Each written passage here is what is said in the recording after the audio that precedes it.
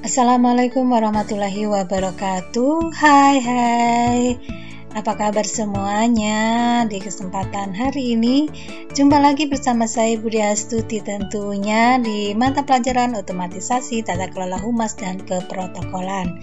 Nah, di masa pandemi ini kalian masih belajar dari rumah ya, dan jangan lupa dipakai maskernya, karena maskermu melindungiku dan maskerku melindungimu. Nah, anak-anakku sekalian semuanya, mudah-mudahan kalian tetap sehat walafiat dan masih semangat untuk belajar ya. Nah, di pembelajaran hari ini kita akan membahas, atau kita sudah masuk pada kompetensi dasar 3.5, menerapkan pelayanan prima kepada pelanggan, 4.5, melaksanakan pelayanan prima kepada pelanggan. Nah, setelah menyimak slide pembelajaran ini, diharapkan siswa mampu mengidentifikasi ruang lingkup pelayanan prima, menerapkan prinsip-prinsip pelayanan prima, mengidentifikasi konsep pelayanan prima, menjelaskan unsur pelayanan prima, dan mengidentifikasi pedoman prosedur dan aturan kerja. Nah, inilah pembahasan kita kali ini. Bila kalian telah siap, silakan berdoa terlebih dahulu sesuai dengan keyakinan masing-masing. Mengawali pembahasan kita kali ini, kita mulai dengan pengertian pelayanan prima. Anak-anakku, di tengah-tengah persaingan bisnis yang sangat ketat, pelayanan prima merupakan salah satu faktor kunci dalam keberhasilan sebuah perusahaan atau organisasi. Saat ini pelanggan tidak hanya menginginkan produk-produk yang berkualitas, tetapi juga pelayanan yang prima akan menjadi salah satu pertimbangan pelanggan untuk menentukan pilihan. Nah, apakah yang dimaksud dengan pelayanan prima di sini? Secara harfiah, pelayanan prima yang kita sebut juga dengan excellent service berarti pelayanan yang sangat baik atau pelayanan yang terbaik. Dengan kata lain, kita bisa katakan bahwa pelayanan prima merupakan pelayanan terbaik yang diberikan perusahaan atau organisasi untuk memenuhi harapan dan kebutuhan pelanggan sehingga pelanggan merasa puas. Nah, itulah yang dimaksud dengan pelayanan prima di sini. Bisa dipahami ya? Nah, selanjutnya kita bahas yang berikutnya.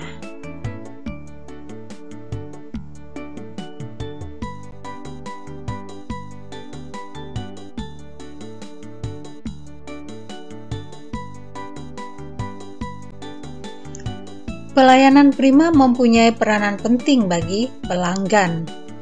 Kenapa? Karena sangat berpengaruh pada loyalitas para pelanggan. Yang dimaksud dengan pelanggan di sini adalah orang-orang yang membeli dan menggunakan suatu produk, baik berupa barang ataupun jasa, secara rutin dan terus-menerus atau berkesinambungan. Adapun jenis-jenis dari pelanggan tersebut adalah ada pelanggan internal, yaitu orang-orang atau pengguna produk, baik itu berupa barang ataupun jasa, yang berada di dalam perusahaan dan memiliki pengaruh terhadap maju mundurnya perusahaan.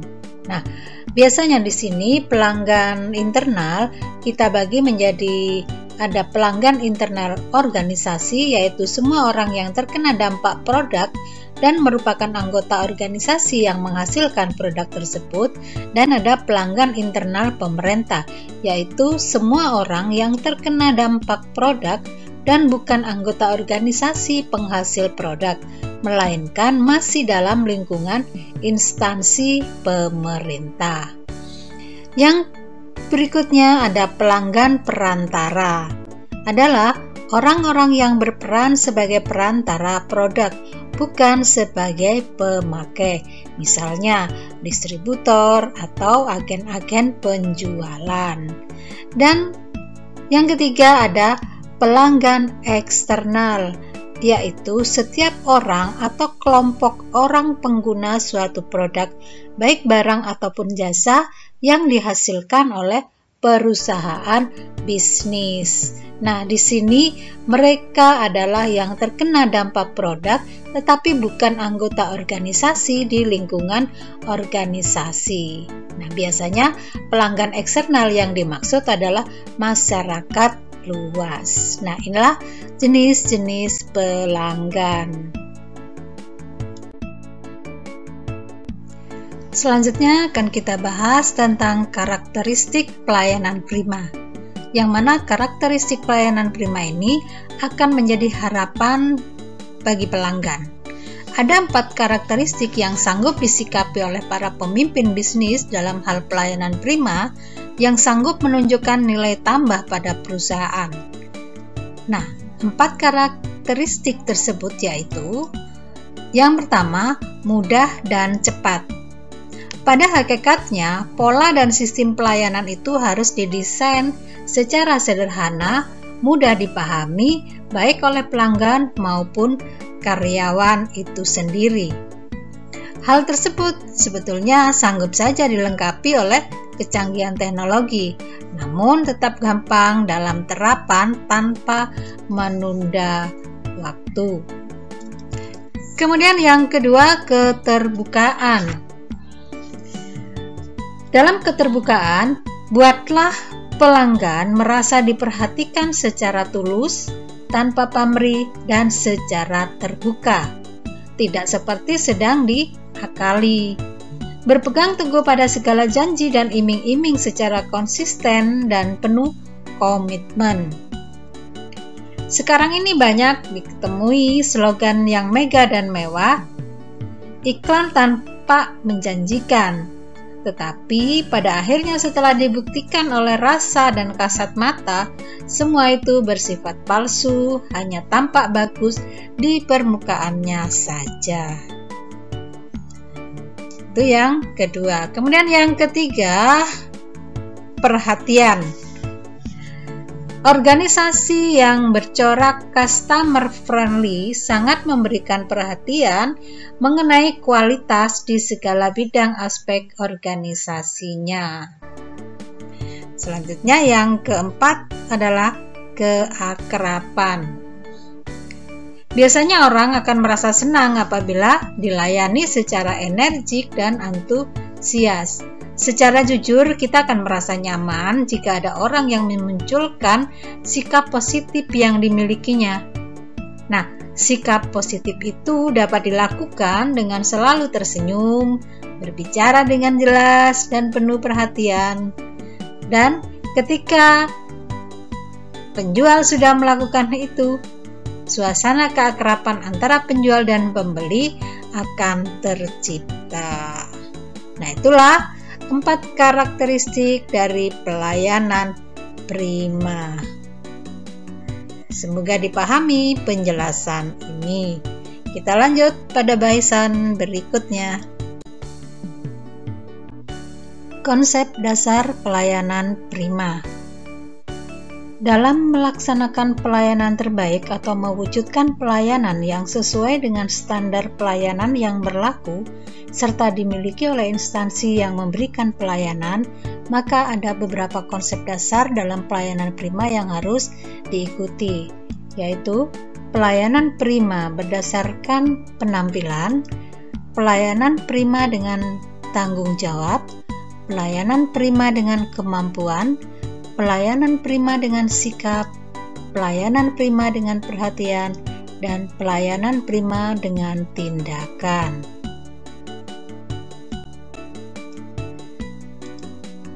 Kita bahas yang pertama tentang penampilan. Penampilan karyawan, baik secara fisik maupun non-fisik, merefleksikan kredibilitas perusahaan. Maka dari itu, penting untuk selalu menjaga penampilan ini. Standar penampilan harus dibuat oleh perusahaan dan setiap karyawan harus menjalankannya, apalagi saat bertemu dengan pelanggan atau tamu. Nah, dalam hal ini, berpenampilan serasi dalam melayani pelanggan, maka seorang yang bekerja di bidang kehumasan harus tampil rapi dan menarik, berbusana yang baik, serta menampilkan wajah yang simpatik dan menarik. Itulah tentang penampilan. Konsep pelayanan prima berikutnya adalah accountability atau tanggung jawab, yaitu sikap keberpihakan kita kepada pelanggan atau tamu atau mitra kerja sebagai bentuk rasa empati dan kepedulian kita. Sikap tanggung jawab ini jika dilaksanakan dengan benar dan sepenuh hati, maka bisa meminimalkan terjadinya ketidakpuasan pelanggan, tamu, atau mitra perusahaan. Selanjutnya yang ketiga, pelayanan prima dengan kemampuan. Kemampuan di sini adalah pengetahuan dan keterampilan tertentu yang mutlak diperlukan untuk menunjang program pelayanan prima. Hal itu meliputi kemampuan dalam bidang kerja yang ditekuni, melaksanakan komunikasi yang efektif, mengembangkan motivasi, dan mengembangkan humas sebagai instrumen dalam membina hubungan baik internal maupun eksternal organisasi atau perusahaan. Konsep dasar selanjutnya yaitu pelayanan prima dengan sikap dan perilaku. Cara bersikap yang harus dilakukan adalah baik, ramah, mudah tersenyum, penuh simpati, berbahasa santun, mampu melayani dengan baik, dan mempunyai rasa memiliki yang tinggi terhadap perusahaan atau organisasi. Kemudian selain daripada itu, beberapa sikap yang harus dihindari yaitu tidak peduli, cuek, tidak simpatik, arogan, ataupun pongah. Nah, itulah sikap dalam konsep dasar pelayanan prima. Konsep dasar selanjutnya adalah perhatian. Perhatian di sini merupakan kepedulian penuh kepada pelanggan, baik yang berkaitan dengan perhatian akan kebutuhan dan keinginan pelanggan maupun pemahaman atas saran dan kritiknya. Hal ini meliputi mendengarkan dan memahami secara sungguh-sungguh kebutuhan para pelanggan, mengamati, menghargai perilaku para pelanggan, serta mencurahkan perhatian penuh kepada pelanggan. Nah, jadi dalam melakukan aktivitasnya, seorang karyawan harus senantiasa memperhatikan dan mendahulukan keinginan pelanggan, termasuk di dalamnya tamu perusahaan tersebut. Dan selanjutnya adalah pelayanan prima dengan konsep tindakan. Tindakan atau action yaitu berbagai kegiatan nyata yang harus dilakukan dalam memberikan layanan kepada pelanggan. Nah, hal ini bisa meliputi mencatat setiap pesanan para pelanggan, mencatat kebutuhan para pelanggan, menegaskan kembali kebutuhan para pelanggan, mewujudkan kebutuhan para pelanggan, dan menyatakan terima kasih dengan harapan pelanggan mau kembali. Nah, inilah konsep dasar pelayanan prima berupa tindakan. Dengan demikian, maka pembahasan untuk konsep dasar pelayanan prima sudah selesai. Semoga dipahami penjelasan ini. Selanjutnya mari kita bahas pembahasan berikut ini. Selanjutnya adalah unsur-unsur kualitas pelayanan prima. Apapun pelayanan yang diberikan kepada pelanggan, tentu sudah ada suatu unsur yang membuat pelanggan merasa puas. Unsur itu adalah kualitas pelayanan. Nah, yang dimaksud dengan kualitas di sini adalah suatu kondisi dinamis yang berhubungan dengan proses, produk, barang, jasa, manusia, dan lingkungan yang memenuhi harapan kualitas pelayanan. Nah, silakan kalian perhatikan di sini beberapa unsur dari kualitas pelayanan prima tersebut.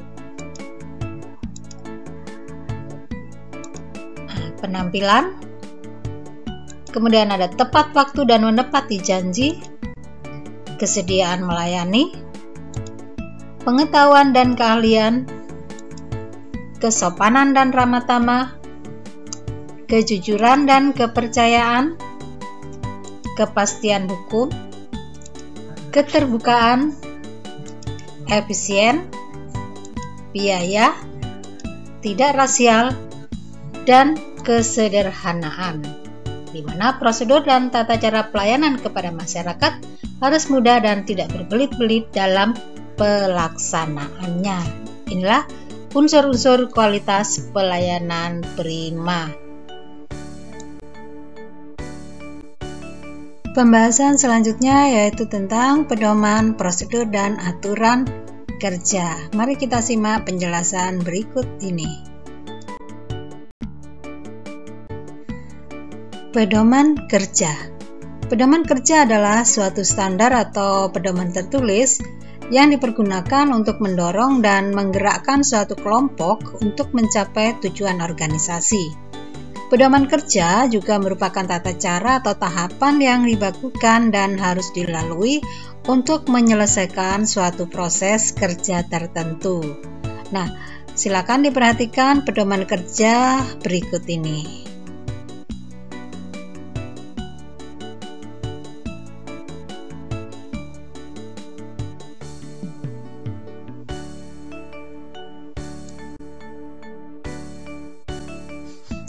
Selanjutnya adalah prosedur kerja. Prosedur kerja adalah rangkaian tata kerja yang berkaitan satu sama lain sehingga menunjukkan adanya suatu urutan tahap demi tahap serta jalan yang harus ditempuh dalam rangka penyelesaian suatu bidang tugas. Nah, berdasarkan pengertian yang ada, maka manfaat yang dapat diperoleh dengan adanya prosedur kerja, tata kerja, dan sistem kerja antara lain adalah sebagai berikut.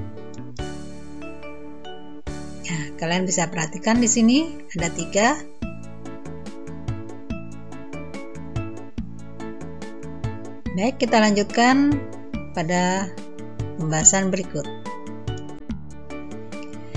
Selanjutnya adalah prinsip-prinsip penyusunan prosedur kerja.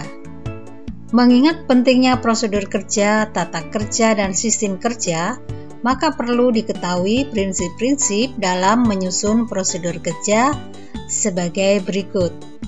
Nah, kalian bisa perhatikan, simak prosedur kerja ini ya. Silakan bisa dibaca.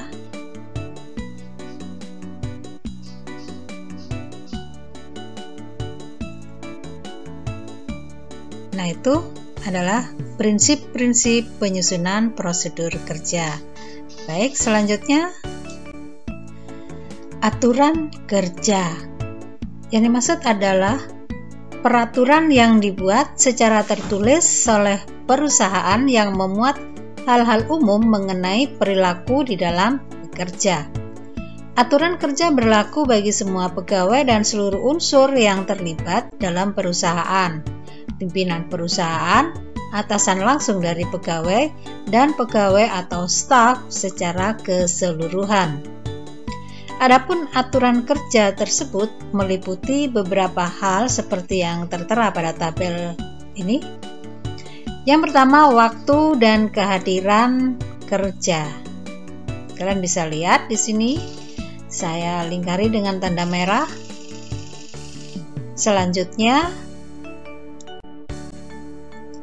yang kedua, mengenai pakaian seragam. Kalian bisa lihat, disimak di sini aturan tentang pakaian seragam. Masing-masing organisasi tidak sama ya, bisa kalian baca. Yang berikut adalah keselamatan dan kesehatan kerja. Nah, di sini ada 4 hal tentang K3 ya, kita singkat dengan K3, keselamatan dan kesehatan kerja.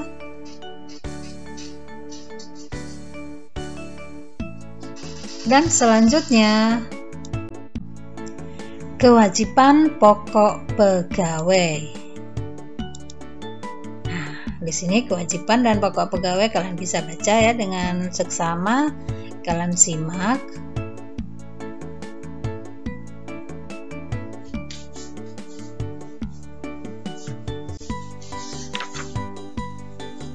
Nah, inilah aturan kerja yang bisa diterapkan di dalam semua organisasi ataupun perusahaan. Semoga dipahami ya. Sampai di sini selesailah sudah pembahasan otomatisasi tata kelola humas dan keprotokolan. Kompetensi dasar 3.5 menerapkan pelayanan prima kepada pelanggan. Dari sini kita bisa membuat sebuah kesimpulan bahwa memberikan pelayanan yang baik terhadap para pelanggan merupakan tanggung jawab sosial perusahaan yang sangat penting untuk dilakukan. Dengan diciptakannya bentuk tanggung jawab sosial seperti berupa pelayanan yang baik terhadap para pelanggan tersebut, maka akan memberikan berbagai manfaat yang baik untuk perusahaan tersebut ke depannya. Nah, itulah yang bisa kita simpulkan, dan selanjutnya sebagai tugas untuk kalian berikan sebuah alasan mengapa memberikan pelayanan prima kepada pelanggan mutlak dilakukan oleh sebuah organisasi atau perusahaan. Kemudian yang kedua, tugas berikutnya, berikan sebuah penjelasan secara singkat saja tentang 12 unsur kualitas pelayanan prima yang tadi sudah kita bahas. Nah, tuliskan pekerjaan kalian dengan menggunakan ketikan boleh atau dengan tulis tangan, dan jangan lupa bubuhkan nama terang kalian. Kirimkan hasil kerjanya di Google Classroom. Dan bila ada pertanyaan yang perlu dibahas, silakan juga kita bahas di Google Classroom. Nah, selamat belajar, semoga sukses untuk kalian semuanya. Demikianlah pembahasan kita pada pertemuan kali ini. Semoga bermanfaat. Sampai jumpa. Wassalamualaikum warahmatullahi wabarakatuh.